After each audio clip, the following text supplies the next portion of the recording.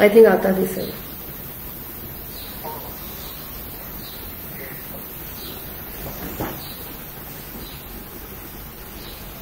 I think it is visible ना. Okay ना, ठीक आहे. हा, ओके.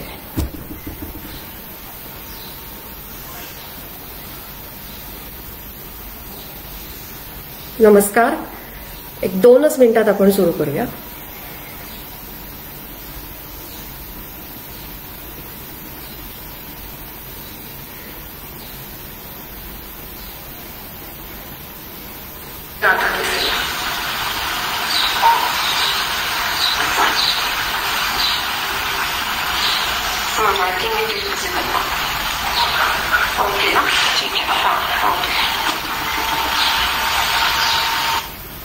नमस्कार.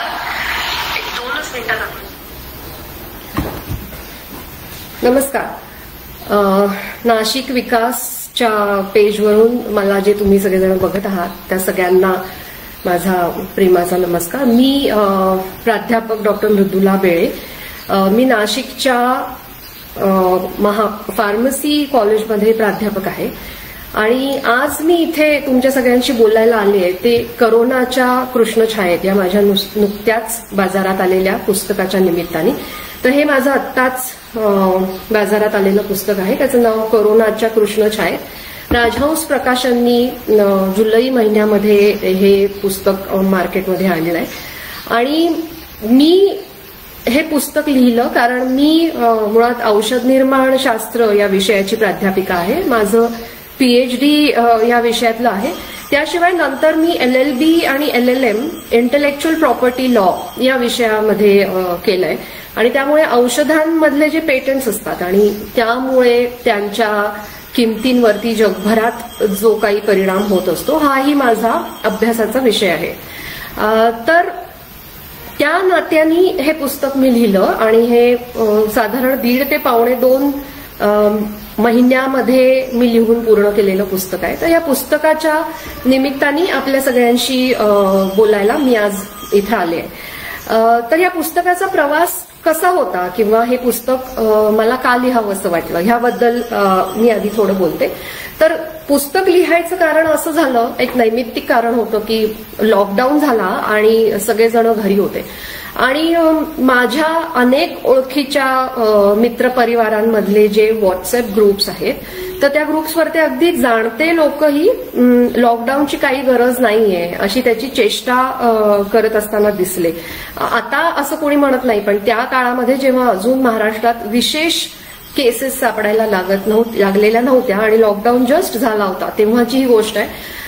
तर तेव्हा माझे काही अगदी जाणते मित्रमैत्रिणी मला लॉकडाऊन कसा चुकीचा आहे आणि त्याची काही कशी गरज नाहीये असं म्हणताना दिसले किंवा भारतीय लोकांची प्रतिकारशक्ती कशी सुंदर असते आणि त्यामुळे काहीच होणार नाही हे सगळं म्हणत होते ते आणि त्यामुळे मला खूप डिस्टर्ब होत होते मी. कारण मला माहित होतं की महाराष्ट्रात किंवा भारतात अजून कोरोनाने एवढा धुमाकूळ घातलेला नसला तरी जगभरामध्ये यामुळे काय होतं आहे, चीनमध्ये काय झालं आहे आणि त्यामुळे आता काय होणार आहे, होऊ शकतं भारतासारख्या देशात जो अतिशय डेन्सली पॉप्युलेटेड देश आहे तिथे काय होऊ शकतं. लॉकडाऊन व्हायच्या 3-4 दिवस आधीच मला आठवतं की मी काही कामानिमित्त मुंबईला गेले होते आणि मुंबईला मी लोकलनी प्रवास करत होते. मला लवकर एका ठिकाणी पोहोचायचं होतं म्हणून मी लोकलनी प्रवास करत होते. तर तो प्रवास करत असताना हा विचार माझ्या डोक्यात आला की आत्ता जर या लोकलमध्ये कोणाला कोविड इन्फेक्शन झालेलं असेल तर काय होईल आणि तो एखादा बॉम्ब असेल, लाईव्ह बॉम्ब असल्यासारखा असेल तो आणि इतकी गर्दी आणि इतक्या खचून भरलेल्या लोकलमध्ये इतक्या मोठ्या प्रवासात जेव्हा लोक एकत्र असतात तेव्हा काय होईल असे सगळे विचार डोक्यात येत होते. आणि त्यानंतर लॉकडाऊन झाला. व्हॉट्सअपवरच्या ग्रुप्समध्ये लोक त्याची चेष्टा करत होते की अरे काही भारतात काही होणार नाहीये रे, आपल्याला उगीच घाबरवत आहेत, सरकारला काहीतरी लोकांना घाबरवायला नवीन विषय हवा असतो, नोटबंदी झाली, उरी झालं, आता काय तर कोविड असं म्हणून आपल्याला घरात बसवलंय आणि काहीच होणार नाहीये आपल्याला, अशी चेष्टा करताना मला लोक दिसले. किंवा माझ्या अनेक ओळखीचे लोक मोठ्या मोठ्या 300-400 400 लोकांच्या गॅदरिंग्समध्ये बिनधास्त जाताना दिसले. आणि हे लॉकडाऊनच्या 1-2 दिवस आधीची गोष्ट आहे. आणि तेव्हा जेव्हा मला समजलं तेव्हा असं म्हणाले त्यांना की सरकारने जर सांगितलंय की इतक्या गर्दीच्या जागी जाऊ नका तर तुम्ही का जाताय. पण त्या सगळ्यांची उत्तरं अशीच होती की काही होत नाही आणि आपल्या सगळ्या लोकांची इम्युनिटी उत्तम असते आणि त्यामुळे काही होणार नाही आपल्याला. त्यामुळे मी थोडीशी कधी नव्हे ते माझा तोल गेला आणि मी पिरीमिरीमध्ये एक मोठी पोस्ट लिहून फेसबुकवरती टाकली. ती पोस्ट साधीच होती आणि त्यामध्ये लॉकडाऊन कसा गरजेचा आहे आणि ही साथ किती भयानक होऊ शकते, होण्याची शक्यता आहे, असं सगळं मी लिहिलं होतं. पण अर्थातच ते अतिशय सायंटिफिकली लिहिलेलं होतं. आणि त्याचं कारण असं आहे की तुम्ही औषध निर्माण शास्त्रासारखा विषय जेव्हा शिकवता तेव्हा त्या अनुषंगाने येणारे इन्फेक्शियस डिसीजेस, साथरोगशास्त्र, इम्युनॉलॉजी, मायक्रोबायोलॉजी हे सगळेच विषय तुम्ही उत्तम शिकलेले असतात. शरीरशास्त्र, रोगशास्त्र, औषधशास्त्र हे तर रोजचेच विषय असतात. शिवाय रिसर्च सतत चालू असतं. त्यामुळे रिसर्च ही काय गोष्ट आहे, संशोधन करताना आपण नक्की काय बघायला पाहिजे, जेव्हा कुठली अशा प्रकारच्या साथीच्या रोगाबद्दलची अफवा पसरते तेव्हा त्याची सत्यासत्यता कशी तपासून बघायला पाहिजे विज्ञानाच्या निकषावर, हे अर्थातच सगळं तुम्हाला येत असतं. आणि त्या सगळ्याचा अंतर्भाव त्या पोस्टमध्ये होता आणि ती फेसबुकवरची पोस्ट खूप व्हायरल झाली. त्यानंतर मधून अधून थोडंफार सोशल मीडियावरती लिखाण चालूच होतं. याआधी अर्थातच माझं एक कथा अकलेच्या कायद्याची नावाचं पुस्तक 2 वर्षापूर्वी राजहंस प्रकाशनांनी प्रकाशित केलं आहे आणि याच नावाचा मी एक स्तंभ लोकसत्तेमध्ये लिहित होते. ह्याचा विषय हा बौद्धिक संपदेवरती होता, म्हणजे इंटेलेक्च्युअल प्रॉपर्टीवरती होता, कारण तो माझ्या अभ्यासाचा विषय आहे आणि त्यातला काही भाग औषधांच्या बौद्धिक संपदेवरती सुद्धा होता. त्यानंतर एक दुसरं पुस्तक मी लिहून पूर्ण केलं होतं आणि हे पुस्तक होतं औषधांची जगभरात पेटंट्समुळे औषध कंपन्यांचं जे काही राजकारण चालतं आणि त्यामुळे जे काही लढाया होतात देशादेशांमध्ये आणि कंपन्यांमध्ये, त्यावरचं हे पुस्तक होतं. आणि हे 1990च्या दशकामध्ये आफ्रिकेमध्ये एड्स या रोगाची खूप मोठी साथ आली. 1995 मध्ये त्या रोगावरची औषधं अमेरिकेमध्ये जन्माला आली आणि अवेलेबल होऊ लागली. ही औषधं आफ्रिकेमध्ये तोवर एड्समुळे करोडो लोक मेले होते आणि त्या काळात आफ्रिकेमध्ये झालेली हा जो एड्सचा प्रादुर्भाव होता त्याला इंग्रजीमध्ये लार्जेस्ट जिनोसाइड ऑफ मॅनकाइंड असं म्हटलं जातं. इतके लोक त्यात मेले. पण केवळ ते सगळेजण काळे होते त्यामुळे त्यांच्या मृत्यूशी कुणाला काहीच घेणं नव्हतं. विकसित देशातल्या लोकांना त्याशी काहीच घेणं नव्हतं. मग अमेरिकेमध्ये औषधं जन्माला आली एड्सवरची, पण ती औषधं पेटंटेड असल्यामुळे प्रचंड महाग होती. आफ्रिकेतल्या लोकांसमोर पर्यंत पोहोचूच शकत नव्हती, त्यांना परवडूच शकत नव्हती आणि त्यामुळे ती लोक जिथे सगळ्यात जास्त रोग होता तिथे औषध नव्हतं आणि जिथे औषधं होती अमेरिकेत तिथे रोग विशेष नव्हता, अशी परिस्थिती होती. आणि अशा कठीण काळामध्ये भारतीय कंपनी जी सिप्ला आहे त्यांनी ही औषधं अतिशय स्वस्त दरामध्ये या देशांना एक्सपोर्ट करण्याचा मानस बोलून दाखवला. पण त्यांच्यावरती जगभरातून प्रचंड दबाव आला, मोठ्या मोठ्या औषध कंपन्यांकडून प्रचंड दबाव आला. पण सिप्लाचे जे प्रमुख आहेत डॉक्टर युसुफ हमीद ते बदले नाहीत आणि शेवटी त्यांनी ही औषधं आफ्रिकेत पोहोचवली आणि हजारो लोकांचे प्राण वाचवले. आणि हे भारताचं खूप मोठं कार्य आहे. सिप्ला या भारतीय कंपनीचं खूप मोठं काम आहे. ह्यावरती लिहिलेलं हे पुस्तक होतं आणि खरं तर हे पुस्तक माझ्याकडून लिहून पूर्ण झालं होतं. राजहंस प्रकाशनच ते प्रकाशित करणार होतं आणि साधारण एप्रिलच्या शेवटाला हे पुस्तक बाजारात येईल असं आम्हाला वाटत होतं. छपाई अर्थातच बाकी होती. एप्रिलच्या शेवटी आपण ह्याचा प्रकाशन समारंभ करू आणि डॉक्टर अभय बंग यांच्याशी मी बोललेही होते की ते या प्रकाशन समारंभाला प्रमुख पाहुणे म्हणून येतील का. पण अर्थातच त्यानंतर ह्या साथीचं सगळं प्रकरण सुरू झालं. भारतामध्ये लॉकडाऊन झाला, छापखाने बंद झाले, पुस्तकाचं प्रकाशन आणि छपाई अर्थातच रखडली. आणि या काळामध्ये मग माझ्या डोक्यात असे विचार सुरू झाले आणि मी जे लिखाण करत होते, लोकांमध्ये असलेला या बाबतीत माहितीचा अभाव जो बघत होते आणि त्यामुळे ज्या अफवा जन्माला येत होत्या ते बघत होते, त्यामुळे माझं लिखाण सुरू झालं. थोडंफार फेसबुक म्हणजे सोशल मीडियाशिवाय वृत्तपत्रीय लिखाणही माझ्याकडून झालं आणि लोकसत्तेमध्ये माझे काही मोठे लेख प्रकाशित झाले, ज्यालाही खूप उत्तम प्रतिसाद मला लोकांनी दिला.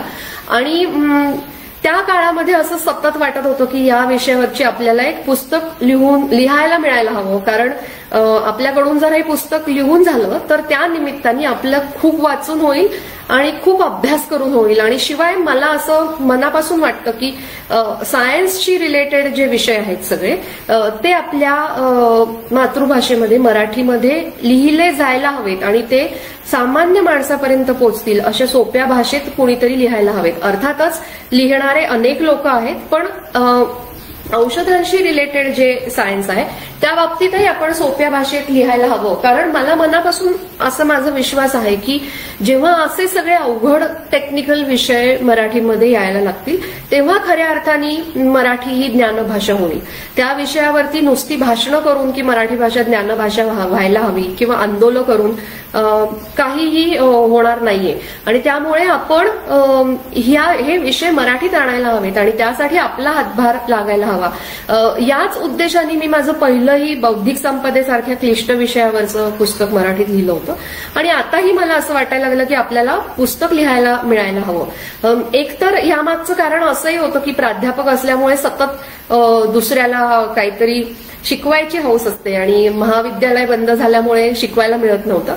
आणि दुसरी गोष्ट अशी होती की रिसर्चर असल्यामुळे जगभरामध्ये काय कुठे कुठे रिसर्च चालू आहे यावरती सतत लक्ष द्यायला आवडत होतं, ते वाचायला आवडत होतं आणि त्याबद्दल लोकांना सोप्या भाषेमध्ये, कारण जर तुम्ही सायंटिफिक रिसर्च पेपर पाहिले तर ते अशा भाषेत लिहिलेले असतात की ते सामान्य माणसाला किंवा विज्ञानाशी संबंध नसलेल्या माणसाला समजणं फार अवघड असतं आणि ते आपण सोप्या भाषेत पोचवायला हवेत लोकांपर्यंत आणि त्यासाठी पुस्तक लिहायला हवं असं वाटत होतं.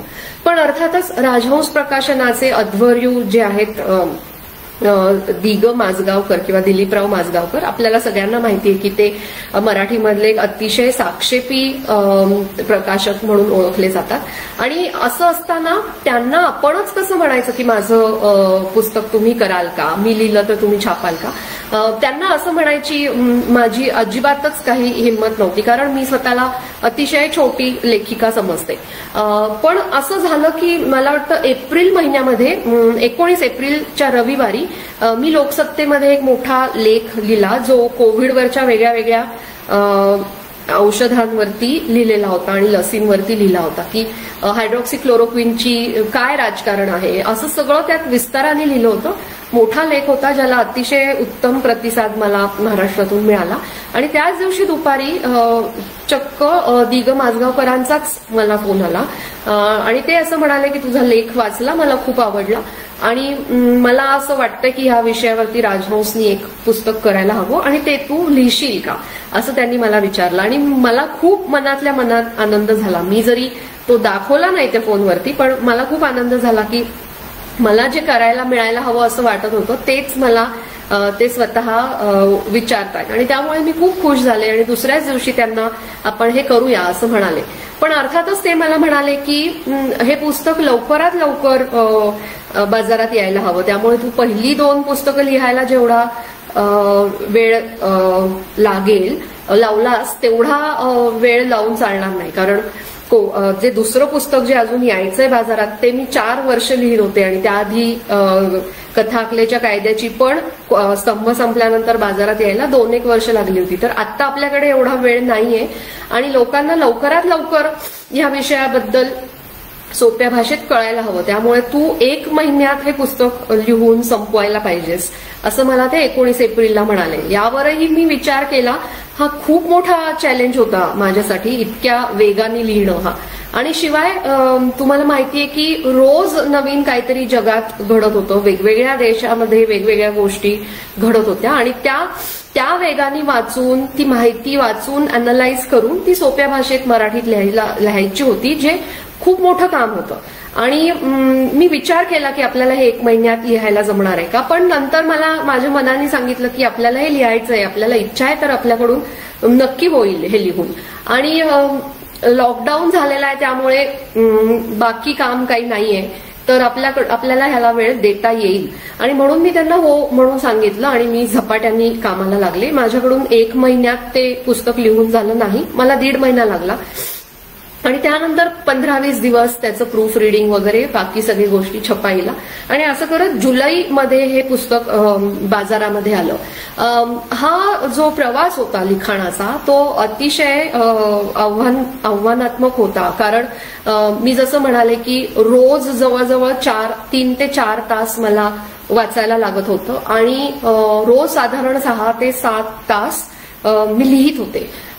अर्थात हे पुस्तक हे फिक्शन नाहीये, त्यामुळे तुमच्या डोक्यात काही आलं की ते लिहायला लागलं अशातला प्रकार नव्हता. प्रत्येक गोष्ट ही विज्ञानाच्या कसोटीवरती घासून बघायची होती, त्याचे पुरावे शोधायचे होते. त्यासाठी एकातून एक वाचन निघत जात होतं. म्हणजे एक रिसर्च पेपर वाचला की त्यातून दुसरा मिळायचा. असं करत करत खूप वाचनात वेळ जात होता. पण तरीही मी हे लिहायला घेतलं आणि जसं सांगितलं तसं 6-7 तास लिखाण आणि 3-4 तास वाचन असं रोज होत होतं. आपल्याला सगळ्यांना माहितीये की त्या काळामध्ये कोविडमुळे, लॉकडाऊनमुळे घरात कोणीही मदतनीस येत नव्हते कामाला, त्यामुळे ते सगळं सांभाळून हे करायचं असा अतिशय चॅलेंजिंग प्रकार चालला होता. रात्री झोप यायची नाही कारण डोक्यामध्ये हाच विषय असायचा. पण मी 1.5 महिन्यामध्ये हे मान्यवर खडा ठेवून पुस्तक लिहून संपवलं आणि ते जुलैमध्ये बाजारात आलं. आणि पुस्तकाला अतिशय उत्तम प्रतिसाद सगळ्या वाचकांचा मिळाला आहे. म्हणजे खरं तर मी फार साशंक होते या पुस्तकाबद्दल, कारण आपल्याला माहितीये की एकतर हा विषय इतका अति झालाय सगळीकडे की हा विषय नको वाचायला, असं आता नको, ह्याच्यात वाचायचं सुद्धा त्याबद्दलच काय, आम्हाला नाही वाचायचं याबद्दल कसं काही, असं लोकांना वाटू शकतं आणि त्यामुळे कोणी हे पुस्तक घ्यायला जाणार नाही असं आम्हाला वाटत होतं. पण तसं घडलं नाही आणि पुस्तकाची पहिली आवृत्ती संपत आली आणि लवकरच दुसरी आवृत्ती सुद्धा बाजारात येते आहे. त्यामुळे आमच्या अपेक्षा फोल ठरवत या पुस्तकाने आम्हाला एक खूप गोड धक्का दिला. तर ह्या लेखनाच्या प्रवासाबद्दल बोलायचं झालं तर हा प्रवास आव्हानात्मक ह्या कारणामुळे होता की मला या विषयातना सगळ्या अंगांनी स्पर्श करायचा होता.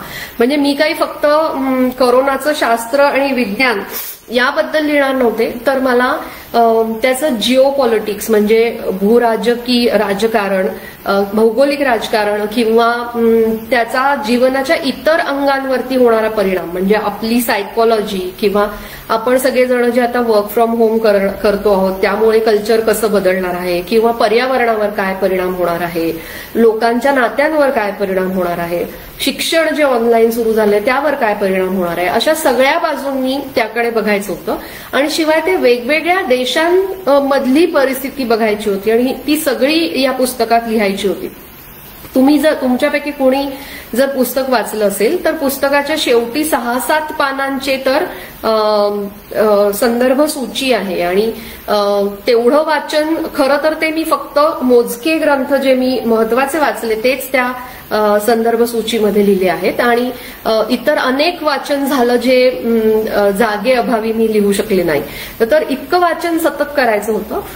या पुस्तकामध्ये काय आहे हे मी तुम्हाला सगळ्यांना थोडक्यात सांगू इच्छिते की याच्या पहिल्या 3 प्रकरणामध्ये कोविडच्या जन्माची कथा आहे. म्हणजे कोरोना जन्माला कसा आला चीनमध्ये आणि त्या काळामध्ये चीनमध्ये तिथले जे वैज्ञानिक होते आणि इतर शासकीय व्यवस्था होती ती अतिशय झपाट्याने कामाला लागली होती, याबद्दल वादच नाही.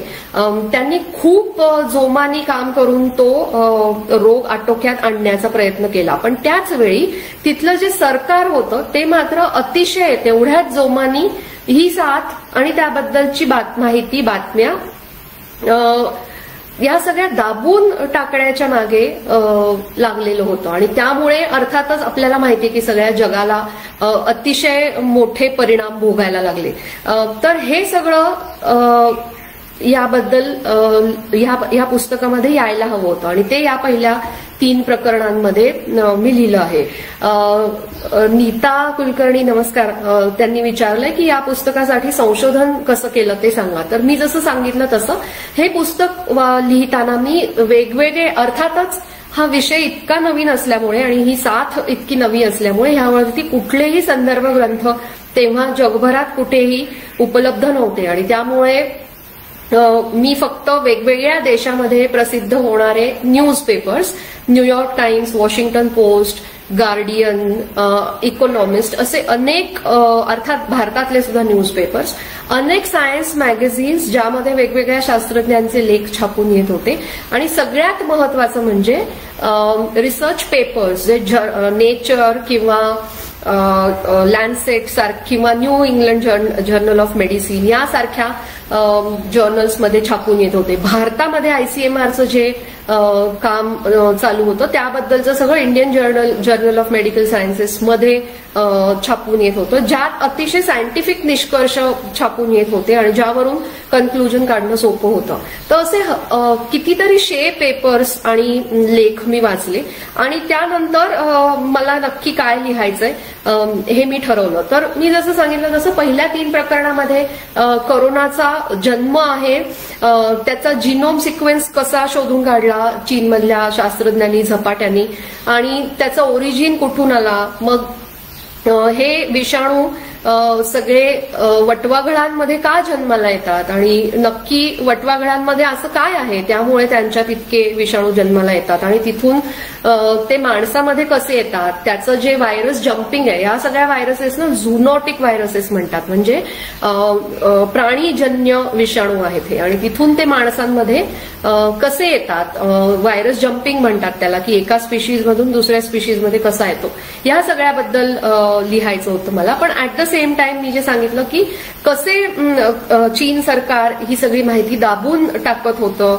कसे तिथल्या डॉक्टर्सना धमकवण्यात आलं. ली वेनलियांग हे नाव तुम्ही ऐकलं असेल, जो तिथला विसल ब्लोअर डॉक्टर होता आणि जो नंतर कोविडने मृत्यू पावला, तर त्याला कसा धाकदपटशा देऊन पोलिसांनी गप्प केलं, किंवा काही जर्नलिस्ट होते, सिटीजन जर्नलिस्ट, ते या विषयाबद्दल लिहायला लागले म्हणून ते त्यांना अक्षरशः गायब केलं चीन सरकारने आणि आजतागायत ते सापडलेले नाहीयेत.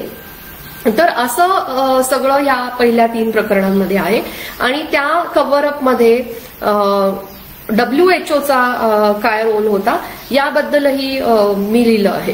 त्यानंतर 4थ्या प्रकरणामध्ये आपण आजकाल आपण बघतोय की बातम्यांमध्ये आणि टीव्हीमध्ये अनेक नवीन शब्द वापरले जात आहेत जे सामान्य माणसाला नवीन आहेत, जसं R0 किंवा बेसिक रिप्रोडक्शन नंबर किंवा हर्ड इम्युनिटी किंवा एपिडेमिक म्हणजे काय, एंडेमिक म्हणजे काय, पॅन्डेमिक म्हणजे काय, अशा अनेक गोष्टींबद्दल आपण वाचतोय सध्या, पण त्याचा नक्की अर्थ आपल्याला कळत नाही. तर ह्याचं सायंटिफिक विवेचन मी 4थ्या प्रकरणात केलंय. त्यानंतर भारतावरती मी 3 प्रकरणं विस्ताराने लिहिली आहेत की या लढ्यामध्ये भारताचे प्लस पॉइंट्स काय होते, भारताची व्यवस्था कशी चुकली, लॉकडाऊन वेळेवरती केला गेला होता का, आपण कुठे बरोबर होतो आणि कुठे चुकलो, केरळ सारखं राज्य जर इतक्या झपाट्याने त्यावर कंट्रोल मिळवू शकवलं तर केरळनी नक्की काय केलं, किंवा भारतामधल्या इतर राज्यांनी काय चुका केल्या, मुंबईमध्ये काय चुका झाल्या, याबद्दल मी पुढच्या 3 प्रकरणात लिहिलंय. आणि त्यामध्ये अर्थातच माणसांच्या पण कथा आहेत की माणसं एकमेकांशी कशी वागत होती, सहानुभूतीने काही ठिकाणी वागताना दिसत होती तर काही ठिकाणी एकमेकांच्या जीवावर उठलेली दिसत होती, तर तेही मी त्यात लिहिलं आहे. तर असे पुढचे 3 प्रकरण भारतावरती आहेत.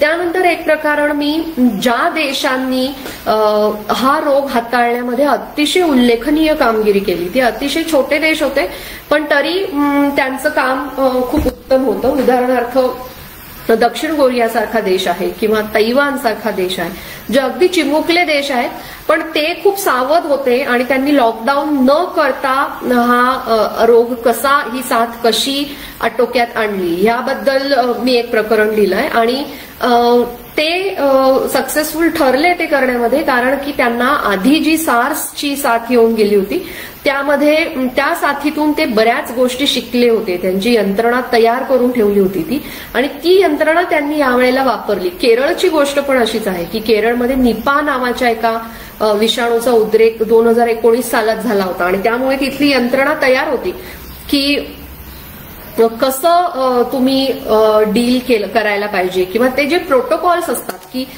एखाद्या रोगाची साथ आली तर कसं त्याच्याशी डील करायचं, कॉन्टॅक्ट ट्रेसिंग कसं करायचं, इव्हन त्या रोगामुळे मृत्यू पावलेल्या रुग्णाचं अंत्यविधी कसे केले पाहिजेत, ह्या सगळ्याचे प्रोटोकॉल केरळकडे रेडी होते. आणि म्हणून केरळ भारतातल्या इतर राज्यांपेक्षा खूप पुढे होता. आणि त्याचप्रमाणे दक्षिण कोरिया म्हणा किंवा तैवान म्हणा यासारखे देश कसे पुढे होते ह्या साथीचा, आणि त्यांनी त्यासाठी काय केलं यावरचं एक प्रकरण आहे. आणि एक प्रकरण जे मोठे बलाढ्य देश होते ते कसे चुकले यावरती आहे. तर वेगवेगळे देशांनी वेगवेगळ्या चुका केल्या, जसं की अमेरिका आहे किंवा इंग्लंड आहे किंवा इराण आहे किंवा स्वीडन आहे, किंवा ह्या देशांनी काय चुका केल्या ह्यावरती एक प्रकरण आहे. इटली आहे. तर अमेरिकेसारख्या देशामध्ये एकतर खूप अॅरोगन्स होता. त्यांना असं वाटत होतं की आपली आरोग्य यंत्रणा इतकी उत्तम आहे की आपल्यापर्यंत अशा कुठली साथ येऊच शकत नाही, कारण अशा साथी या गरीब देशांमध्ये येतात, गरीब एशियन देशांमध्ये येतात, आणि तिथे ह्या प्रकरणाकडे लक्ष द्यायला पाहिजे. आपल्यापर्यंत ते येणारच नाही, आणि आलं तरी ती एखाद्या जादूच्या कांडीसारखी निघून जाईल. हा जो उद्धटपणा होता ट्रम्प यांचा तो आपण सगळे बघत होतो, आणि त्यामुळे ती साथ तिथे इतकी हाताबाहेर गेली. दुसरी गोष्ट इटलीची आहे, जिथे एकतर अतिशय ढासळलेली आरोग्य व्यवस्था, निवडणुका गळ्याशी आल्यामुळे, अगदी पुढे आल्यामुळे सरकारने लोकांना सांगितलंच नाही की साथ येते आहे, आणि कारण की ती जर सांगितली असते तर लोक मतदान करायला आले नसते असं त्यांना वाटलं. आणि तिसरी गोष्ट म्हणजे धर्माचा अतिरेक. तुम्हाला माहितीये की कोम या शहरामध्ये या रोगाचा जन्म झाला, आणि हे शहर हे अतिशय मोठं धार्मिक तीर्थक्षेत्र आहे इराणमध्ये, आणि तिथले कुठलेही दर्गे मशिदी तिथल्या इमामांनी बंद करायला नकार दिला, आणि त्यामुळे हा रोग कसा पसरला. आणि इटलीची गोष्ट आहे, जिथे इटलीला पॉलिटिकली करेक्ट राहायचं होतं, आणि इटलीची अर्थव्यवस्था मोठ्या प्रमाणात चीनवर अवलंबून असल्यामुळे त्यांना त्यांच्या फ्लाईट्स बंद करायच्या नव्हत्या, आणि या सगळ्या कारणांमुळे इटली चुकला. आणि ह्याच सगळ्या गोष्टींमुळे ह्या देशांच्या ज्या चुका झाल्या त्याबद्दलही मी एक प्रकरण लिहिलं आहे. त्यानंतर एक प्रकरण आपल्या सगळ्यांना माहित असेल तर जपानमध्ये एक क्रूज शिप अडकून पडली होती, आणि तिच्यामध्ये मोठ्या प्रमाणात उद्रेक झाला कोविडचा. त्यावरती मी लिहिलंय की ते प्रकरण कसं फसलं आणि तिथे काय चुका झाल्या. आणि ते लिहित असताना मी त्यातच जे नॉन फार्मास्युटिकल मेजर्स आपण वापरतो सगळे, म्हणजे हात धुवायला पाहिजे हे आपल्याला अनेक जण सांगतात, पण मग हात का धुवायला पाहिजे, किंवा एखादा म्हणजे असा प्रश्न अनेक जणांच्या डोक्यात येतो की जर साबणाने धुवून हा विषाणू हातावरून निघून जात असेल तर मग त्याच्यावरती अजून औषध किंवा वॅक्सिन का सापडत नाही, किंवा मास्क नक्की घालायला पाहिजे की नको घालायला पाहिजे, कुठला मास्क घालायला पाहिजे, किंवा सोशल डिस्टन्सिंगचं जे 6 फूट अंतर आहे ते कुठून आलंय, क्वारंटीन म्हणजे काय, आयसोलेशन आणि क्वारंटीन मध्ये काय फरक आहे, अशा गोष्टी सगळ्या मी त्यात लिहिल्या आहेत. त्यानंतर एक मोठं प्रकरण हे कोविडमध्ये जगभरात जे औषधांवरती आणि लसींवरती संशोधन चालू आहे त्याबद्दल लिहिलं आहे मी, एक मोठं प्रकरण. आणि मग एक प्रकरण मी जी भूराजकीय समीकरणं बदलतायत कोविडची, कोविडमुळे जगामधली जी सगळीच राजकारण सुरू झालंय त्याबद्दल लिहिलं आहे. म्हणजे तुम्ही पाहिलं असेल की परवाच रशियाची नवी लस आली आहे बाजारात असं रशियानी जाहीर केलं, आणि या रोगामुळे एक नवीनच प्रकारचं नॅशनलिझम जे जन्माला आलंय, ज्याला आपण वॅक्सिन नॅशनलिझम म्हणतो, तर त्याबद्दलही मी लिहिलं आहे की तुम्ही बघितलं असेल तर रशियाच्या ज्या लसीचं नाव आहे ते त्यांनी स्पुटनिक 5 असं ठेवलंय. आणि असं का ठेवलंय, कारण जेव्हा कोल्ड वॉर चालू होतं त्या कोल्ड वॉरच्या काळामध्ये अमेरिका आणि रशिया या दोन महासत्ता होत्या. आजच्या घडीला रशिया हा महासत्ता उरलेला नाही, पण त्याला बनायचा आहे. पुतीन यांना सगळ्या जगाला आणि मुख्य म्हणजे त्यांच्याच देशातल्या लोकांना हे दाखवून द्यायचंय की रशिया परत एकदा महासत्ता होऊ शकतो. आणि त्यासाठी त्यांनी हे जे शर्यत सुरू केली की कुणाची लस आधी येते, आणि त्यासाठी जी शर्यत सुरू केली तर तशीच शर्यत तेव्हा अमेरिका आणि तेव्हाच अशाच प्रकारची शर्यत अमेरिका आणि रशियामध्ये कोल्ड वॉरच्या काळामध्ये सुरू होती. ती होती स्पेस प्रोग्रामवरून की कोण आपलं स्पेसशिप पहिल्यांदी अंतराळात पाठवतं. आणि तेव्हा रशियानी जे अनेक स्पेसशिप्स अंतराळात पाठवले त्यातलं स्पुटनिक 5 हे जे त्यांचं स्पेसशिप होतं ते पूर्णार्थाने खऱ्या अर्थाने यशस्वी ठरलं असं म्हटलं जातं. आणि तेच नाव नेमकं पुतीन यांनी त्यांच्या या लसीलाही दिलंय.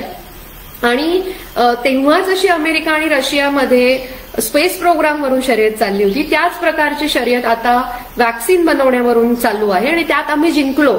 परत एकदा एक स्पुटनिक मुवमेंट आम्ही जगाला दिलंय की इतर जगाला म्हणजे अमेरिकेला आणि चीनला वाटत असताना की आम्हीच कसे पुढे जाणार आहोत, चीन पुढे रशिया पुढे निघून गेला. याला स्पुटनिक मुवमेंट म्हणतात. आणि तसंच काहीसं केलंय. अर्थात रशियाच्या वॅक्सिन बद्दल मी या पुस्तकात लिहिलं नाहीये, पण नवीन एडिशनमध्ये नक्कीच येईल. पण ह्यामुळे ही जी स्पर्धा देशांमध्ये सुरू झाली याला वॅक्सिन नॅशनलिझम म्हणतात. याबद्दलही मी या प्रकरणात लिहिलंय. किंवा औषधं नुसती बनवली गेली नाही तर त्याबरोबरच त्याचं पॉलिटिक्सही सुरू झालं. हायड्रॉक्सिक्लोरोक्विनचं जे राजकारण झालं ते आपण सगळ्यांनी पाहिलंय. तर त्याबद्दल मी विस्ताराने लिहिलंय. लसींमध्ये जी शर्यत सुरू झाली आहे ती नक्की काय आहे त्याबद्दल मी विस्ताराने लिहिलंय या एका प्रकरणात. आणि त्यानंतर जे भूराजकीय समीकरणांचा बदलणाऱ्या समीकरणांचा विषय आहे त्यात मी ह्याच सगळ्या गोष्टींबद्दल लिखाण केलंय की परत एकदा एक कोल्ड वॉर सुरू होणार आहे का आता अमेरिका आणि चीनमध्ये, किंवा चीन असं का वागतो आहे, चीन भारताच्या बॉर्डरवरती चीन ठिय्या देऊन का बसला, किंवा या तैवान वगैरे सारख्या देशांमध्ये जपानसाठी भूतानला चीन का त्रास देतो आहे आणि त्याचा कोविडशी नक्की काय संबंध आहे, किंवा या निमित्ताने जे ट्रेड वॉर्स देशांमध्ये सुरू झाले आहेत म्हणजे भारत अमेरिका आणि चीनमध्ये जे ट्रेड वॉर सुरू झालाय त्याचा परिणाम इतर देशांवरती काय होणार आहे याबद्दल मी लिहिलं आहे. आणि ही जी अर्थात मी हे मनापासून मान्य करीन की हा भूराजकीय समीकरणांबद्दल लिहिणं हा काही माझा अधिकार नाही, हा माझा अभ्यासाचा विषय नाही. पण ह्या विषयावरती या पुस्तकात एक प्रकरण असायलाच पाहिजे हे मला माहित होतं आणि त्यासाठी मी भरपूर रिसर्च केला. आणि इतर सगळ्या प्रकरणांपेक्षा खरं तर या प्रकरणावरती मी खूप रिसर्च केला. आणि मग त्यातल्या काही माहितगार लोकांशी सुद्धा मी बोलले. त्यांनी स्वतः ही प्रकरणं वाचून जे सल्ले दिले ते मी त्यात अंतर्भाव केला आहे त्याचा. आणि मग मी हे प्रकरण लिहिलं. आणि शेवटचं प्रकरण हे कोविडचा परिणाम आपल्या आयुष्यावर इथून पुढे कसा होणार आहे, कोविड नंतरचं जग कसं असणार आहे, त्याचा आपल्या मानसशास्त्रीय परिणाम आपल्यावर काय होणार आहेत, नात्यांवर काय होणार आहेत, शिक्षणावरती काय होणार आहे, हे न्यू नॉर्मल ज्याला आपण म्हणतो ते काय असणार आहे, वर्क फ्रॉम होम झाल्याने नक्की काय होणार आहे, पर्यावरणावर काय परिणाम होणार आहेत, असं सगळं मी या प्रकरणांमध्ये लिहिलं आहे. तर एकूण 13 प्रकरणं आहेत. कोणीतरी विचारलंय